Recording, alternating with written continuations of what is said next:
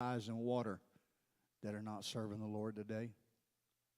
The people that I have prayed for, put in positions of ministry, and they're not in love with God anymore.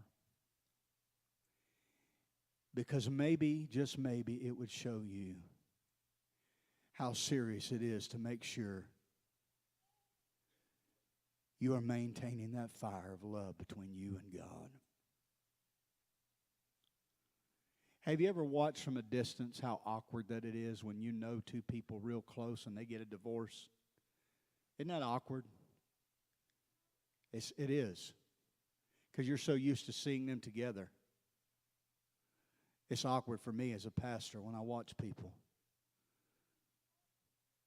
And they seem to really love God. And they let stuff come in the way. And over a period of time, it's proven they don't love Him like they used to. As you stand to your feet this morning across the Lord's house,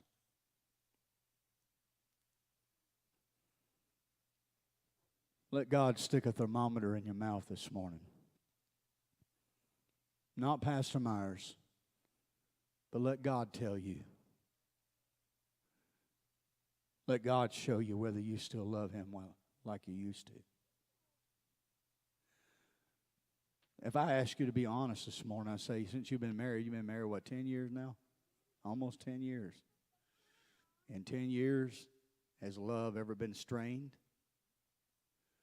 I don't know any relationship that hadn't.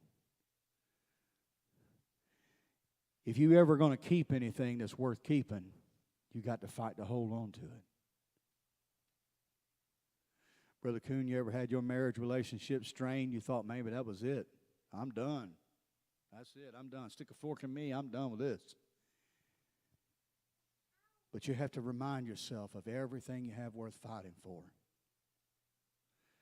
And the hardships that this church and the people here have gone through, you have to remind yourself, no matter how hard it's been or how hard it gets, you can't let nothing come between the most important relationship there is, the one between you and God. If I could share just a very intimate thing with you. My wife and I, we have this thing every so often. I mean, we love each other very much. And every so often, I don't know if anybody else does this, my wife will look at me with starry eyes. You still love me? Do you love me? I'm like, yeah, I just told you 10 minutes ago I did. I love you. What? And you know what she'll say to me? I just needed to hear it. I wonder if God just needs to hear. I wonder if God ever desires to hear you say, I love you. And I wonder if the Lord wants to know without a shadow of a doubt that you really do. You're not just showing up because that's what you've done for the last few years. You're not just getting down to pray because you don't want to feel like you fell away from God and backslid. You're doing it because you love Him. I just hope that before we're done with this service today that it will check somebody, challenge somebody to question their own self. Do I still love Him with fervency? Sister Miranda's going to come to the piano this morning.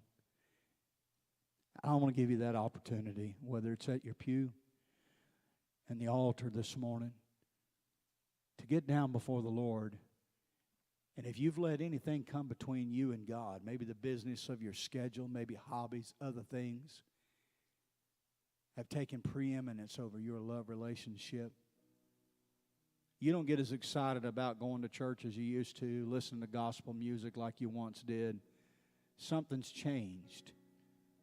Your Christian experience has become bland. It's like brass that has not been polished. When I was in Navy boot camp, I remember having to use Brasso and take that smudgy brass and start polishing it until you could see yourself in it. It took work. It took dedication. It took effort. And I want you to know this morning it's going to take effort on our behalf and our part And let God know without a shadow of a doubt, I love you.